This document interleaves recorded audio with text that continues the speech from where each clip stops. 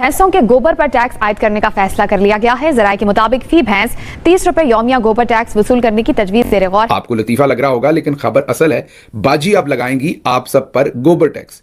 आपको हंसी आ रही होगी, खैर मनाएं, उस दिन का इंतजार करें जब मरियम औरंगजेब आपके बाथरूम के बाहर कॉपी और पेंसिल लेकर खड़ी होंगी और नोट करेंगी आप कितनी बार बाथरूम गए। ये कल को मुझे तो ऐसा लगता है ये घोड़ों की ईद का भी लेंगे, बकरियों की मेंगनों का टैक्स इकट्ठा करेंगे, जो इनका तरीकाकार है। ये मुर्गियों की बिठों का भी टैक्स इकट्ठा कर लेंगे, इनका पता कोई नहीं है। आप टैक्स जरूर लें, लेकिन उसको इस्तेमाल करें उस मकसद के लिए जिसके लिए आप लेते हैं। उन्होंने यूट्यूबर से लेके भैंसों तक सब पे टैक्स लगा दिया, गोबर टैक्स भी लगा दिया, 30 रुपए फी भैंस गोबर टैक्स भी लगा दिया।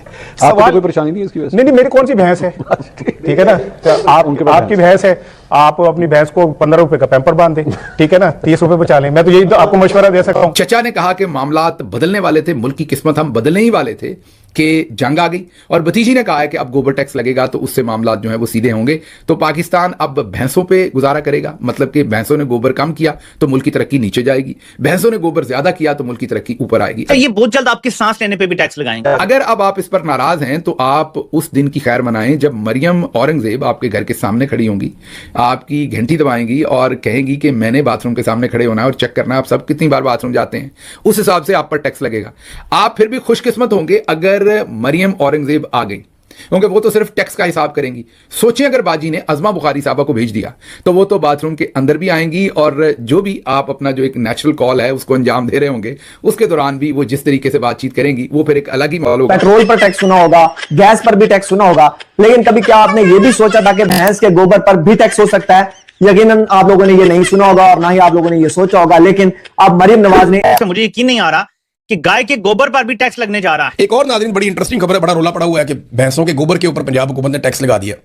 देखिए, ये जो भैंसों का गोबर है ना, ये बड़ा ज़बरदस्त रॉ मटेरियल होता है। इससे आप बना सकते हैं बायोगैस, बड़े पैमाने पर पैदा कर सकते हैं। पाकिस्तान में बेशुमार भैंसें हैं, हमारे पास ये बड़ी अपॉर्चुनिटी है, लेकिन इससे फ़ायदा कभी हमने उठाया नहीं, वो पॉलिसी बनाई नहीं प्रॉपर तरीके से। दूसरा, खाद भी बनती है तो ये बहुत काम आती है।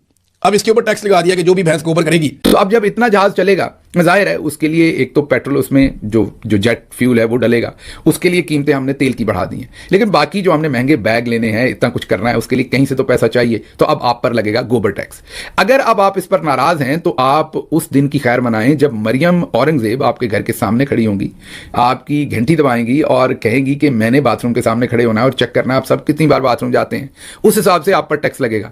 आप फिर भी खुशकिस्मत होंगे अगर मरियम औरंगजेब आ गई, क्योंकि वो तो सिर्फ टैक्स का हिसाब करेंगी। सोचिए अगर बाजी ने अज़मा बुखारी साहबा को भेज दिया तो वो तो बाथरूम के अंदर भी आएंगी और जो भी आप अपना जो एक नेचुरल कॉल है उसको अंजाम दे रहे होंगे, उसके दौरान भी वो जिस तरीके से बातचीत करेंगी वो फिर एक अलग ही माहौल होगा। उसके ऊपर मैं क्या बात करूं, लेकिन शुक्र करें कि उनके पास ये महकमा नहीं होगा। ये महकमा मेरे ख्याल में, मैं सेफली कह सकता हूं कि मरियम औरंगजेब साहबा को ही दिया जाएगा। तो ये एक नई हाइट है।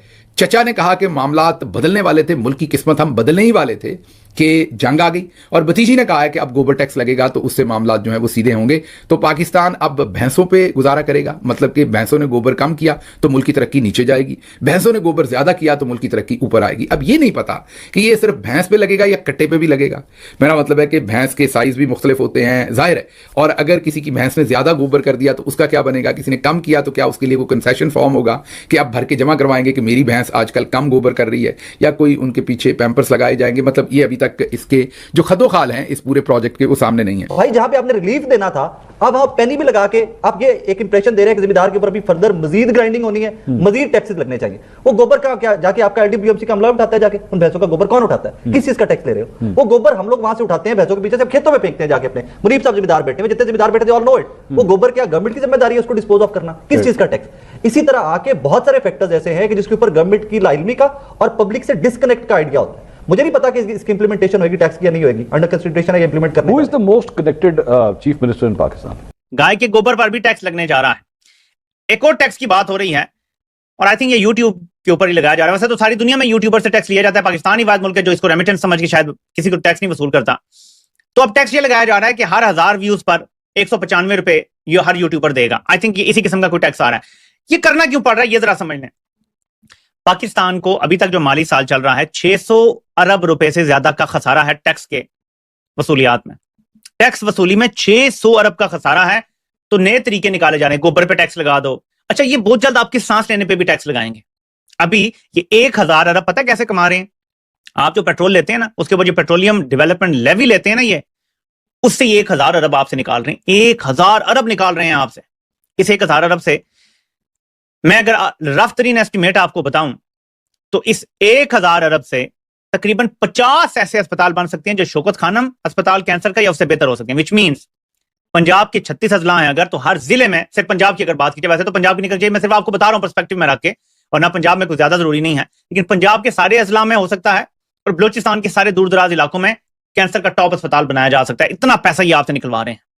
जय हिंद दोस्तों, आपको ज्ञात होगा कि पाकिस्तान और पाकिस्तान की मीडिया भारत के बगैर अपना खाना पानी चला ही नहीं सकते। पाकिस्तानी यूट्यूबर्स हो, उनकी मेन मीडिया हो या उनके मीडिया पर्सनल्स जो कि यूट्यूब पर बैठकर ही अपना दाल भात चलाते हैं, उनको भारत के बगैर कुछ भी दिखाई या समझ में नहीं आता है। इन लोगों की मजबूरी ये है कि भारत को मन से घृणा करने के बाद भी भारत की प्रशंसा करनी पड़ती है और कुछ न कुछ सकारात्मक बोलना पड़ता है। हालांकि इनके चेहरे के हाव भाव से हमें पता चल जाता है कि ये जो बोल रहे हैं उस सब पे इनका विश्वास बिल्कुल नहीं होता। जहाँ तक बात रही पाकिस्तानी मीडिया और यूट्यूब चैनल्स की, भारत के बगैर इनका दाना पानी चल ही नहीं सकता। ये जब तक भारत को कोस न ले और या भारत की कुछ कमियां न बता दें, इनका काम चलता ही नहीं है। मनोरंजन का क्षेत्र हो या बात हो खेल जगत की, चाहे विज्ञान का क्षेत्र हो, चाहे पॉलिटिकल या फिर युद्ध क्षेत्र,